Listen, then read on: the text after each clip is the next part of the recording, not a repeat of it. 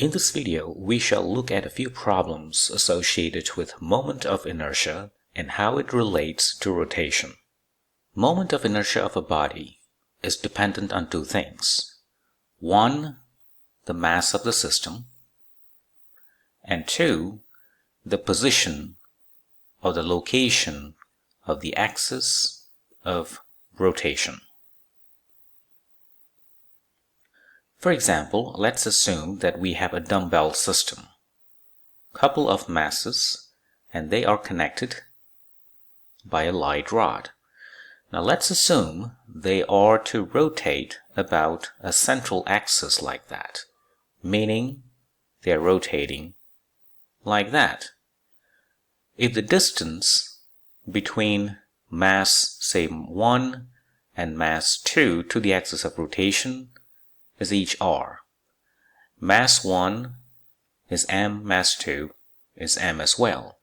Then the moment of inertia, which we shall denote with a capital I for the system, is just mr squared plus mr squared, contribution from each mass.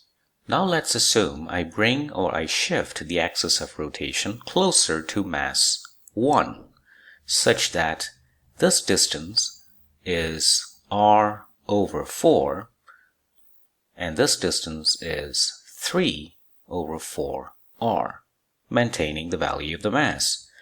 For this case, the axis of rotation is that one, so the whole system will rotate about that axis in such a manner. So the moment of inertia of this system about the new axis is mass 1 times the distance of this mass from the axis of rotation squared, r over 4 squared, plus now this mass, m, and its distance from the axis of rotation squared, which is 3 over 4 r squared. So from this simple example, you can clearly see the dependence of moment of inertia on two things. The first thing is the mass of the system and also the position of the axis of rotation. Another good example is a uniform rod, let's say of length L. If the axis of rotation is in the middle, the mass of the rod is m, then the moment of inertia about this axis of rotation, which is situated exactly in the middle, L over 2 from both the ends, is quite simply 1 over 12 mass of the rod times the length squared. If I shift the axis of rotation to one of the two ends, let's say here, and for rotation such as that one, then the moment of inertia of the same rod about the new axis is 1 over 3, the mass of the rod, times the length squared. So you see, the axis of rotation is very crucial in the calculation of moment of inertia of a system. Let's begin with the problems. Two uniform solid cylinders, each rotating at 230 radian per second about its axis as shown. So this is the axis of the cylinder, and the cylinders are rotating about that axis. The mass of each cylinder is 1.5 kilograms. Find the moment of inertia of the smaller cylinder with radius 0.3 meters, and also the larger cylinder with radius 0.9 meters. For such a uniform cylinder, the moment of inertia about an axis through its center, like the one shown, is given by 1 over 2 times the mass of that cylinder times the square of the radius of the cylinder. So this radius is that length right there.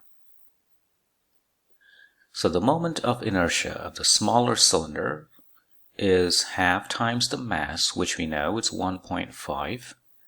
The radius is 0.3, so 0.3 squared, which is 0.0675, and the unit is kg meters squared. Now what about the larger cylinder? The moment of inertia is half times the mass, which is still 1.5 kg, and now the radius is 0.9. Square that. So this is 3 times the radius of the smaller one. And the answer is 0.6075 kg meters squared. 9 times that of the smaller cylinder.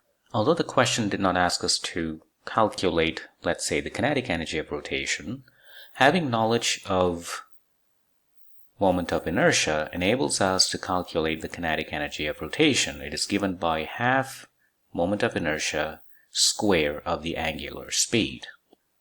So if you want to calculate the kinetic energy of the smaller cylinder, let's call it K sub A, it's given by half times its moment of inertia, which is 0.0675, times the square of its angular speed, which is 230 radian per second, and then square that, which is 1785 joules. Likewise, the kinetic energy for the larger cylinder is given by half times the moment of inertia is 0.6075, and the angular speed is 230, square that, which will be 16,068 joules, which is also the 9 times of the kinetic energy of the smaller cylinder. Problem 2. Find the moment of inertia of a uniform rod with length 1 meter, mass 0.6 kg, about an axis perpendicular to the rod, and located at the 75 cm mark as shown. So this is the 75 cm mark, and we are interested in finding the moment of inertia about that axis. This is the 50 cm mark, and this is the axis that is passing through that mark and also passing through the center of mass of the rod, because this is a uniform rod. In order to calculate the moment of inertia about this axis, let's call that moment of inertia I, we need to know the moment of inertia about that axis, which is passing through the center of mass. And the two i's are related by the so-called parallel axis theorem, which states that moment of inertia about the new axis is the same as the moment of inertia through the center of mass, I naught, plus the mass of the rod times the distance between them squared, like that. I naught is 1/12 times the mass of the rod times the length of the rod squared, and then if you want to find the new I, you just have to add this to md squared. So this is parallel axis theorem. We can figure out what d is. D is just 25 cm, because it's 75 minus 50. Substituting all the information inside the equation for I, we get 1/12. The mass of the rod is 0.6 kg. The length of it is 1 meter, because this is a 1 meter mark, so 1 squared, plus again the mass of the rod is 0.6, and d is 0.25 meter, and then square that, and you get the moment of inertia about that axis. And the answer is 0.0875 kg meter squared, and that's the answer. Problem 3. Find the moment of inertia of the system shown below about an axis through the center of the square marked O, that is this point right there, and perpendicular to the page, so the axis is coming out of the plane. Also find the moment of inertia about the axis CD. So let's do part A. So these are point masses. These are not rods, these are not cylinders, these are point masses. About the central axis, the system can rotate this way or that way, doesn't matter. There are 4 contributions to the moment of inertia through that axis. Let's do one by one. Let's look at this mass. The distance between that mass and the axis of rotation is that distance. So we know this is 0.2 meter, because half of 0.4 is 0.2. Likewise, this is also 0.2. So this r squared is 0.2 squared plus 0.2 squared. So the contribution from this object 1, let's say, is its mass, which is 0.15 kg, 150 grams converted into kg, times the square of that r squared, which is 0.2 squared plus 0.2 squared. Now object 2. The distance that matters is this distance. It's also r because this is 0.2, that is 0.2. So you have another term. So let's multiply that by 2. You have same contribution from objects 3 and 4. Again, this distance is again r and r. So they all contribute the same amount to the moment of inertia. So the overall moment of inertia about the central axis is this number times 4 because there are 4 objects. And the answer is 0.048 kg meter squared. Now let's look at part B. The moment of inertia about this axis CD. So let's go one by one. Object 1, the mass is 0.15. The distance that one should consider is that perpendicular distance between that mass and the axis of rotation, and in this case is 0.2 meter. So 0.2 squared. So the same thing happens for the other masses. 0.15 times 0.2 squared.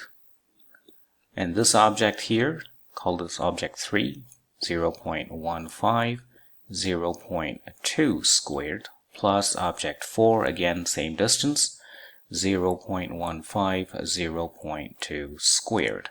And you get 0.024 kg meter squared. And as you can see, the moment of inertia about different axes can be generally different. Problem 4. A wheel's kinetic energy of rotation reduces by 300 joules, while its angular velocity decreases from 600 rev per minute to 400 rev per minute. What is the moment of inertia of the wheel? So here we use the fact that the kinetic energy of rotation is given by half times the moment of inertia times the square of angular speed. Now we know the change in kinetic energy here is minus 300 because it decreases by minus 300 joules. That means it is half times I, the final angular speed squared minus the initial angular speed squared. So let's relate these two terms. Minus 300 equals half times the moment of inertia. The final angular speed is 400 rev per minute. Convert that into radian per second. So 1 rev is 2 pi radians and 1 minute is 60 seconds. So don't forget to square them. Subtract the initial angular speed of 600 rev per minute. So that is 600 2 pi over 60 after we convert that to radian per second square. And now we can figure out what I is. And when you do that, you get the following for the I. 0.274 kg meter squared. So this is an example where you can obtain the moment of inertia from the kinetic energy of rotation. Thank you for watching.